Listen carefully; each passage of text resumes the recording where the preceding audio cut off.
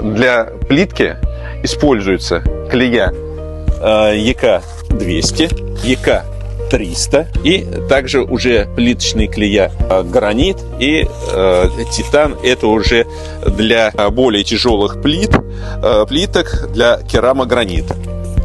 У нас есть, можем предложить разных фасовков. Это если не хватило для ремонта, для небольшой поверхности, это 3-килограммовые. Также основная масса для строительства используется в мешках 25 килограмм.